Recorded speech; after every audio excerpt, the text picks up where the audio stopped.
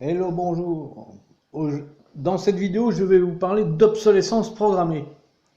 Je vais vous faire la démonstration par des petits dessins que j'ai été obligé d'intervenir sur des produits qui sont volontairement conçus par les ingénieurs pour que les éléments soient tombants de panne d'une part, soit sertis suffisamment pour fonctionner un certain temps, et avec les vibrations, ils se dessertissent tout seuls et vous vous retrouvez avec un appareil inutilisable.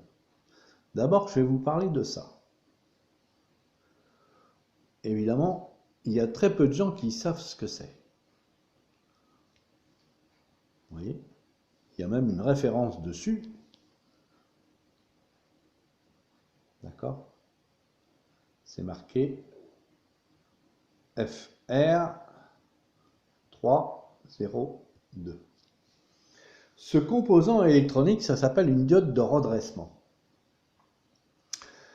Lorsque vous achetez dans un magasin un projecteur d'éclairage à LED, à l'intérieur de ce projecteur, il y a quelques composants électroniques, dont celui-ci. Mon voisin avait un projecteur à LED comme ça, qu'il a gardé que quelques mois et qu'il allait jeter à la poubelle parce qu'il ne fonctionnait plus.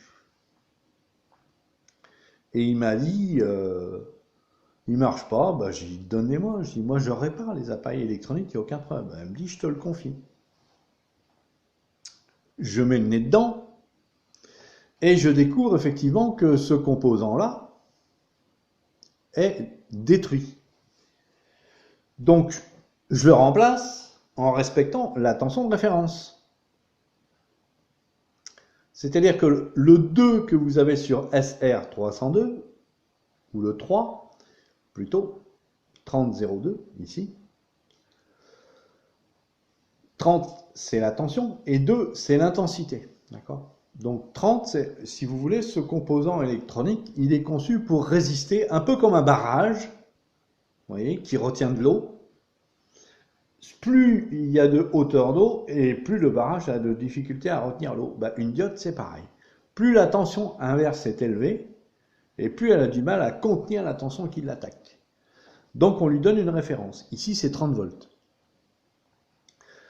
Sur le composant que j'ai remplacé, c'était une 202, c'est-à-dire que c'était une 20 volts. J'ai remis une 20 volts, sans réfléchir. J'ai fait confiance à la référence du composant. Eh ben, j'avais tort.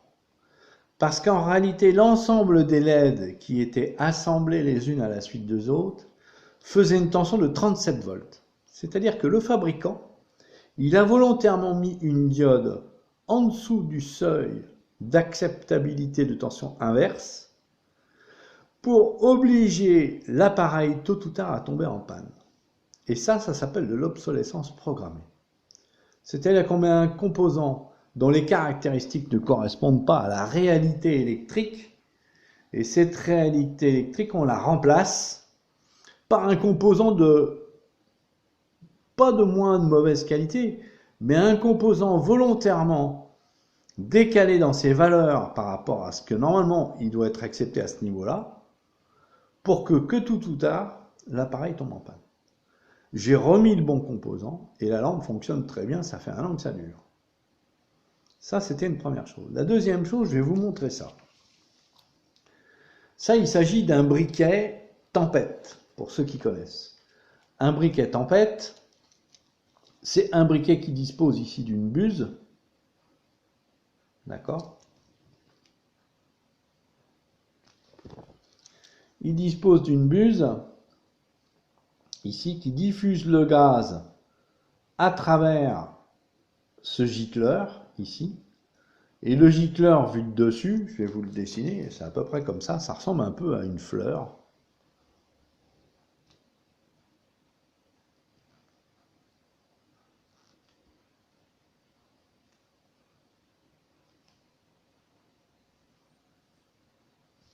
Voilà.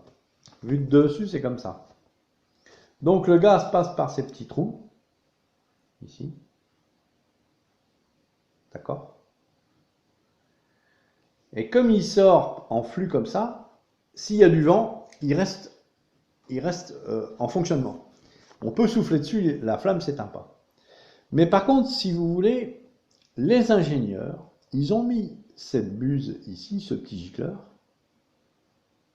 il est rentré à force dedans. Vous voyez ?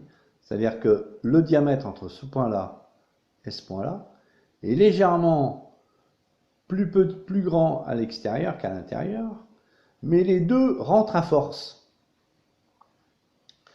Et la personne qui possédait ce briquet fait tomber, sans le faire exprès, ce gicleur-là, en fait, s'éjecte de son logement. Ah ben, je dis qu'un briquet qui a moins d'un mois et qui perd cette partie-là, ça veut dire que les ingénieurs s'arrangent pour concevoir ici un diamètre légèrement inférieur, mais suffisamment faible pour que le sertissage se fasse, mais qu'à un moment donné, la situation se dégrade. J'ai été obligé de prendre une pince et de resserrer le diamètre de la pièce extérieure pour pouvoir enfouir et sertir le gicleur dedans et que ça ne bouge plus. C'était la deuxième petite histoire sur l'obsolescence programmée. Alors bien entendu, sur des lave-linges, il est possible, j'ai mon téléphone, je vais vous le montrer.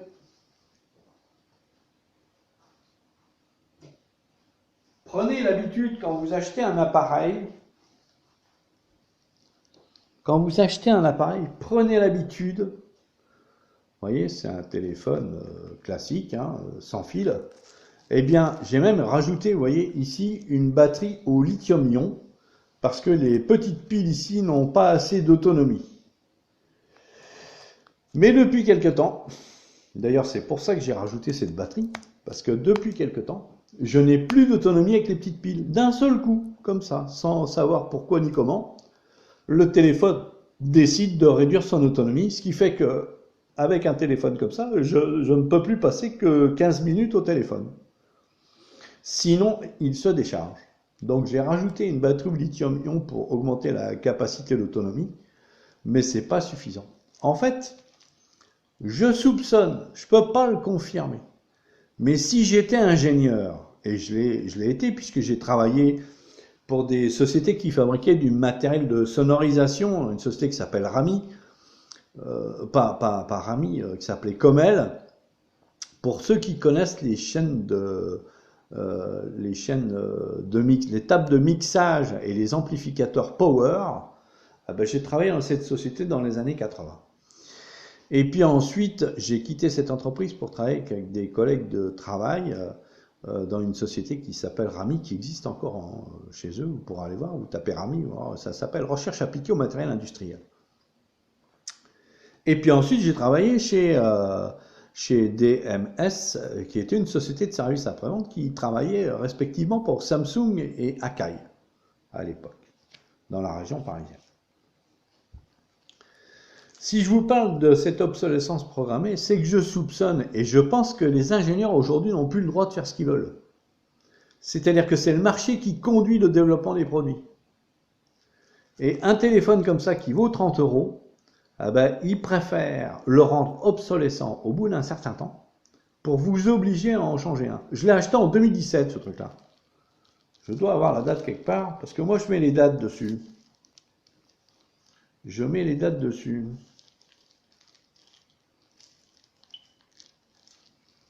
Bon, je ne sais plus où elle est, c'est pas très grave. Je l'ai acheté en 2017, donc on est en 2020. C'est-à-dire qu'au bout de 3 ans, à l'intérieur, ils mettent une petite horloge interne qui décide de provoquer l'accélération de la décharge de la batterie pour obliger les utilisateurs, même moi en tant que technicien, je suis incapable de réparer un appareil comme ça. Si je l'ouvre, je vais le casser. Mais moi, comme je suis tenace et que je suis têtu et que je vous le disais, j'aime pas jeter mes objets à la poubelle, même des choses comme ça, je préfère trouver une solution intermédiaire en attendant, et ça fonctionne puisque j'ai 15 minutes d'autonomie. Alors évidemment, j'ai plus de 2 heures d'autonomie, mais j'ai quand même 15 minutes d'autonomie. Et ça, c'est la troisième petite histoire des aventures d'obsolescence programmée qui m'arrivent autour de moi. dans mon environnement personnel, en fonction des gens que je connais, mon voisin ou un ami un peu plus loin. Et donc, voilà. Euh, N'hésitez pas à apporter des commentaires et à me faire remonter de votre côté s'il y a des choses qui techniquement, un lave-linge qui tombe en panne de manière brutale, une lampe à LED qui grille. Vous savez que normalement les ampoules LED, elles sont conçues pour vivre 30 000 heures. 30 000 heures, ça fait des années et des années. Si vous achetez une ampoule LED comme ça et qu'au bout de 2 mois, elle s'éteint, c'est pas normal. Vous devez exiger le remboursement. Voilà, ben c'est tout pour ce soir et je vous souhaite pour aujourd'hui et je vous souhaite une bonne journée.